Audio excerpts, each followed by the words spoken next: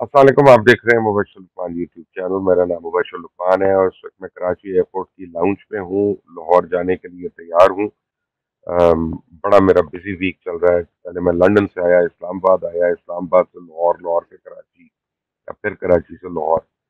और सारे काम हो रहे हैं। नहीं हो रहा तो असेंबली में वोटिंग का काम नहीं हो रहा। यानी आज सुबह से मैं बैठा हुआ हूँ, देख रहा था पहले होटल में। 10:30 बजे जब इजलास शुरू हुआ तो मैंने समझा कि शायद सुप्रीम कोर्ट के अहकामात की तकमील जो है वो मनवन हो जाएगी। शायद हो जाए, लेकिन वो क्या कहते हैं कि बकरी ने दूध दिया लेकिन मेंगनियां कर दी बीच में। और इमरान खान की हुकूमत जो है बहुत वजूहात से याद रहेगी लोगों को। और सबसे बड़ी वजह जो याद रहेगी वो अपने झूठ, गलत बयानी और यू टर्न्स की वजह से।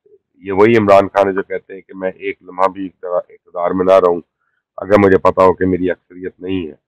और अब हम देख रहे हैं कि एक एक लम्हे के लिए वो किस तरह तड़प रहे हैं और उसको लंबा करने की कोशिश कर रहे हैं। और ये वही इमरान खान है कि जो कहते थे कि नवाज शरीफ, आसिफ जरदारी, मौलाना फजल रहमान ये सबसे ज्यादा करप्ट लोग हैं और मैं करप्शन के खिलाफ खड़ा हूँ। लेकिन पिछले 3.5 साल में एक भी रेफरेंस इमरान खान की हुकूमत ने इनमें से किसी के खिलाफ नहीं बनाया। जितने भी केस बने हुए हैं इन लोगों के ऊपर, वो इन्होंने माजी में एक दूसरे के ऊपर जो किए थे वही है। तहरीक इंसाफ की हुकूमत जिसने करप्शन के खिलाफ जिहाद करना था, वो उस करप्शन का हिस्सा बन के होगी। हमें पता चल रहा है अब बहुत ज़्यादा वजीरों की और मुशीरों की जो भरमार थी, उनमें से कौन कौन जो है वो बहती गंगा में अपने हाथ धोते रहा। और उनकी भी तफसीलात आ रही हैं। अभी तो आपने सिर्फ फरा गुज्जर की सुनी है, शहजादी की बात अभी आपको नहीं पता चली। जमील का भी थोड़ा बहुत आपको पता है। उस्मान बुजदार का आपको आइडिया है, लेकिन आपको हकीकी तौर पे नहीं पता कि उस शख्स की करप्शन का क्या अरूज रहा। महमूद खान का आपको पता है, लेकिन उसकी नलायकियों का आपको अभी इल्म नहीं है। आपको ये नहीं पता कि आजम खान ने क्या किया, और आपको ये नहीं पता कि 7 वफाकी वुज़रा जो है उन्होंने किस तरह इस मुल्क में लूट खसूट का एक बाजार गर्म करके रखा। लेकिन आज सुबह जब नेशनल असेंबली में तकरीरें शुरू हुई तो पहले कायदे हिज़्ब इख्तिलाफ मियां शहबाज शरीफ जो थे, उन्होंने तकरीर की और उन्होंने स्पीकर साहब को कहा कि जो आइन शिकनी पहले हो चुकी है अब उसको रिपीट ना करें। लेट बाईगॉन्स बी बाईगॉन्स, और अब आने वाले आप सुप्रीम कोर्ट के अहकामात की तामील करें और पूरा करें इजलास। उसके बाद शाह महमूद कुरैशी साहब बोलने आए और वो इधर की उधर, उधर की उधर और कहीं और पे लेके जा रहे थे।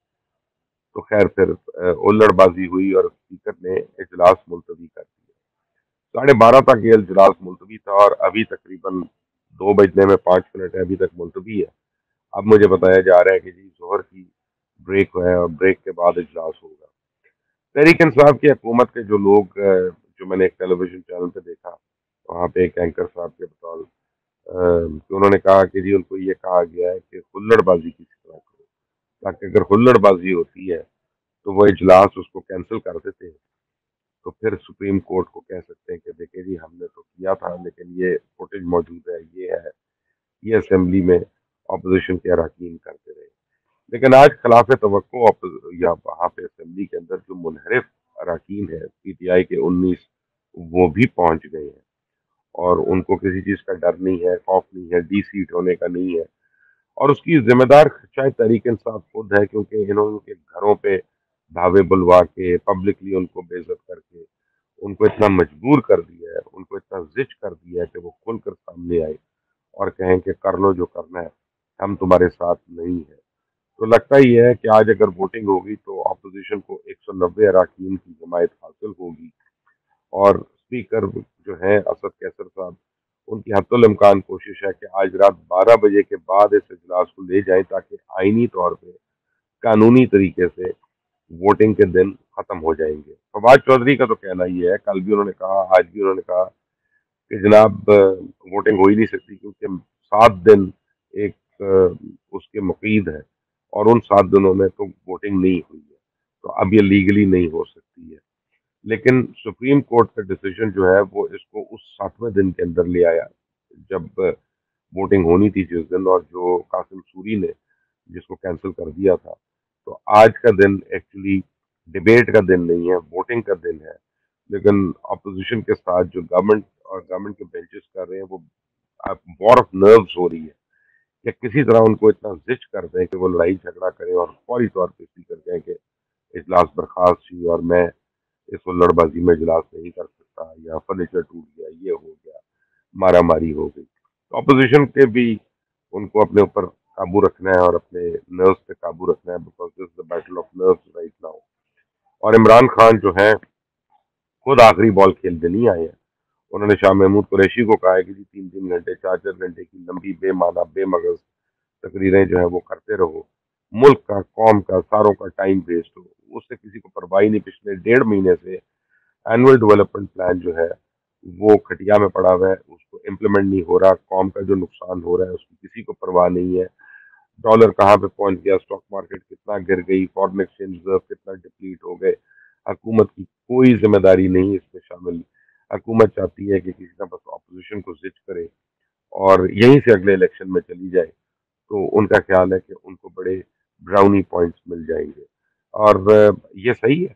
اس میں کوئی دو رائے نہیں ہے کہ پچھلے 2 ہفتے میں پاکستان تحریک انصاف کی مقبولیت میں اضافہ ہوا ہے، اور خاص طور کراچی میں بھی ہوا ہے اور علاقہ غیر میں بھی ہوا ہے. یہ آپ تو خیر کے پی کی ہے وہ. ہم نے دیکھا کہ بائی الیکشن کا جو رزلٹ آیا کے پی کے میں، یہ بائی الیکشن سے نہیں، جو سیکنڈری الیکشن سے لوکل باڈیز کا ان کا جو رزلٹ آیا اس میں ان کو بڑے خاطر کا فائدہ ہوا. اور یہ جو ایک اینٹی امریکن نیریٹو بلڈ کیا ہوا ہے عمران خان نے، وہ سمجھتے کسی کو لڑائی جھگڑے کے اندر میں لے جاؤں گا تو مجھے بڑی ہیوی میجورٹی مل سکتی ہے. اب دیکھتے ہی ہیں کہ عمران خان اس میں کامیاب ہوتے ہیں یا نہیں، اسپیکر ووٹنگ کرواتے ہیں یا نہیں، یا ابھی اس ملک اور قوم کی قسمتوں سے مزید کھیلنا ہے. کیونکہ عمران خان کا کلیئر ہے، نہ الیکشن کمیشن کی عزت کرنی ہے، نہ فوج کی عزت کرنی ہے، نہ سپریم کورٹ کی عزت کرنی ہے، نہ میڈیا کی عزت کرنی ہے، نہ کاروباری حلقوں کی عزت کرنی ہے، بلکہ پاکستان کی بھی رسپیکٹ نہیں کرنی ہے. بار بار ہندوستان کی مثالیں دینا کہ جی ہندوستان اتنا اچھا ہے، ہندوستان اتنا اچھا ہے. تو بھائی اس اچھے نے کشمیر کے اوپر جسا قبضہ کیا اس کی بات کر لو، جسا مسلمانوں کا قتل عام کر رہا ہے وہ بھی پھر بات کر لو. لیکن نہیں، ان کو تو وہ اچھا لگ رہا ہے. اور اسی ہندوستان کی اگر مثال لیں تو اٹل بہاری واجپئی، جب ان کی صرف ایک ووٹ کی میجورٹی کم ہوئی تھی تو انہوں نے فوری طور پہ ہندوستان کے صدر کو اپنا استعفیٰ بھجوا دیا تھا اور وہ وزارت سے مستعفی ہو گئے تھے. انہوں نے ایک ووٹ کے لیے انہوں نے لڑائی نہیں کی، جھگڑا نہیں کیا، اس کو وزارت نہیں آفر کی، اس کو پیکج نہیں آفر کیا 150 بلین کا اس کے حلقے کے لیے، جو کہ یہاں پہ سب کچھ ہو چکا ہے. تو اب دیکھنا یہ ہے کہ کب پاکستان میں آئین اور قانون کی بالادستی ہوگی. کیونکہ لگتا یہ ہے کہ انفارچونیٹلی تحریک انصاف جس کا نام انصاف ہے وہ خود آئین کے ساتھ انصاف کرنے سے فی الحال تو قاصر ہے. جیسی کوئی اپڈیٹ ہوتی ہے میں آپ کو ضرور اپڈیٹ کروں گا، اس سے آپ کو مطلع رکھوں گا.